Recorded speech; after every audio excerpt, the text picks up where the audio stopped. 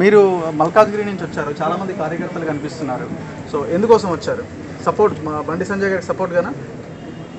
అరే బిడ్డ అన్నాడు, వాడు ఎక్కడున్నాడు? హరీష్ రావు ఎక్కడున్నాడు?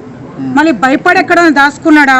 మళ్ళీ వాళ్ళ మామలాగానే గెస్ట్ హౌస్లో పడుకున్నాడా? మళ్ళీ ఎక్కడున్నాడు అరే బిడ్డ అనేటప్పుడు నాలుక కోస్తామా కోయమా అనేది మా ముందుకు వస్తే తెలుస్తుంది. అది రెండోది.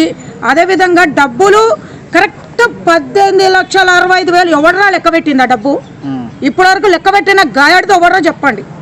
ఆ డబ్బు కౌంట్ చేసింది ఎవడు? అక్కడ ఓడన కూర్చొని బ్యాగు దొరికింది అన్నాడు. ఆ బ్యాగులో కరెక్ట్ 18,65 ఉందన్న ఎదవ ఎవడ ముందుకు తీసుకొచ్చి పెట్టాడు. పోలీసులు చెప్తున్నారు కదా, వాడు ఎవడ లెక్క పెట్టిండు అక్కడ? ఇప్పటి వరకు ఎవడన్నా నేను లెక్క పెట్టినా అని చెప్పిన గనుడు ఉన్నాడు అక్కడ ఓడనా?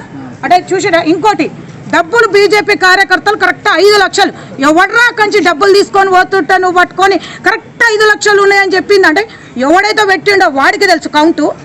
ఎవడైతే తీసుకొని వెళ్తున్నాడో వాడు ఎంత తీసుకెళ్ళిండో వీడు జోకిండు అక్కడ కూర్చొని, వాడు జోకిండ డబ్బులు. అంటే ఇక్కడనే పబ్లిక్ అర్థం కావట్లేదా? నువ్వు బ్యాగ్ పట్టుకొని పోలీసు వాడు బయటకు వస్తున్నాడు. వాళ్ళైతే లెక్క పెట్టలే కదా, లోపల కూర్చొని ఉంటే లెక్క పెడితేనైతే పక్కాగా వీడియో తీయాలి కంప్లీట్గా. నోటీసులు ఇవ్వలే. లీగల్గా పోవాలంటే రఘునందన్ రావు గారిని మించినోడు ఎవ్వరు లేడు. బోన్లో వీళ్ళు నిలబడతారా వాళ్ళు నిలబడతాడా రఘునందన్ రావు చూసుకుంటాడు. అదంతా ఏ కేసులకి దానికి ఆయన భయపడేటోడు కాదు. ఇంకోటి ఏంటంటే ఇంత చిల్లర రాజకీయం హరీష్ రావు దిగిండంటే మాత్రం ఇక్కడ దిగజారు. బై ఎలక్షన్కి నువ్వు ఎందుకు భయపడుతున్నావు? ఎవరిని చూసి నువ్వు భయపడుతున్నావు అంటే ఇక్కడనే మాకు తెలిసిపోతుంది. మేమెవరం కూడా మా ఇంట్లో మేము కూర్చున్నాం. ఇంకోటి, బీజేపీ కార్యకర్తలు ఎక్కడికైనా స్వచ్ఛందంగా వస్తారు, ఒక్క రూపాయికి కూడా ఆశపడరు. అట్లాంటిది మా దగ్గర నుంచి డబ్బులు అడగను కూడా అడగరు ప్రజలు. మీ నాయకుడి మీద జరిగిన దాడిని మీరు ఎట్లా చూస్తున్నారు? 100% ఇది సెంట్రల్ గవర్నమెంట్ చూసింది, నేషనల్ వైడ్గా వెళ్ళింది. ఓ రీజనల్ పార్టీ పోలీసులని వాళ్ళ చెప్పు చేతులలో పెట్టుకొని అసలు పోలీసులకి ఏం జరుగుతుంది వాళ్ళకి అనిపించట్లేదా? మా యూనిఫామ్కి సిగ్గుపోతుంది అని. వాళ్ళు వేసుకునే యూనిఫామ్ కన్నా సిగ్గు ఉండాలి కదా. ఆ సిగ్గు అనేది బట్టలు వేసుకున్నారా, బట్టలు ఇప్పుకొని హరీష్ రావుకి చేస్తున్నారా? ఇక్కడ మొత్తం పోలీస్ యంత్రాంగము మీరు అబ్జర్వ్ చేస్తే మొత్తం కేసీఆర్ చెప్పు చేతులలో మళ్ళీ వాళ్ళు గాజులు వేసుకొని వచ్చేస్తే అయిపోతుంది.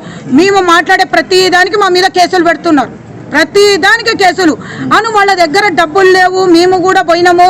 వాళ్ళ ఇంట్లో కూడా 2 సౌదాలు. అరే అంత పుచ్చపొలలాగా బతుకుతున్నారా మీరు? ఒక్క రూపాయి లేదారా మీ ఇంట్లో?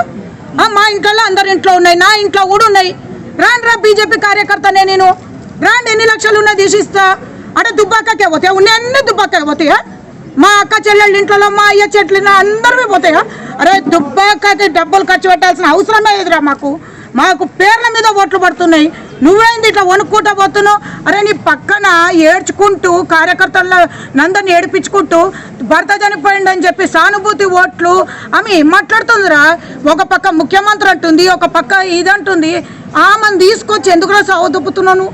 చక్కగా నువ్వు ఏదైతే ఉన్నావో నీ మామ దగ్గర కూర్చొని నీకు ఏదైతే సాయంత్రం కాకుండా నీ చిల్లర డబ్బు వస్తుంది కదా, నీకు మీ మామ కౌంట్ చేసుకుంటాడు కదా, బిడ్డకింత కొడుకుకింత, ఆ చిల్లర డబ్బు అంతా నీకు ఇస్తారు కదా. బ్యాగ్ చదువుకొని ఇంటికి వెళ్ళిపో చక్కగా. నువ్వు ఎవరెవరో ఇంట్లోకి పోయేసి పొద్దున పూట పోలీసులు పెడుతున్నావు కదా, వాళ్ళని బతకనీరా. ఎందుకు నువ్వు బతకని? అట్లా వాళ్ళ తిండి భార్య పిల్లలతో సుఖం లేకుండా పోయింది మీ రాజ్యంలో వాళ్ళకి.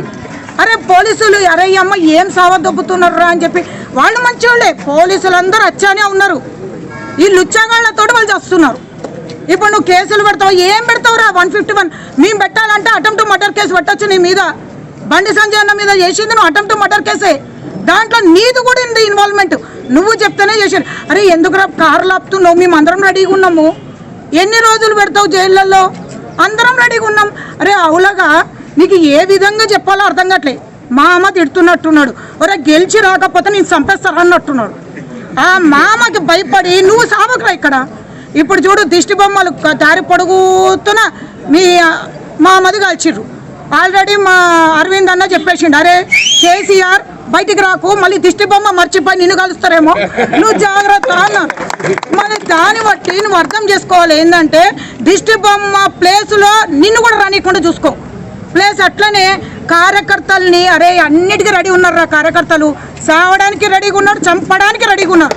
నువ్వు దానికి అన్నిటిని పట్టుకొని ఏం పీక్తావో పీక్కో, మాకు మేమందరం రెడీ ఉన్నాం. ఏంటి పరిస్థితి?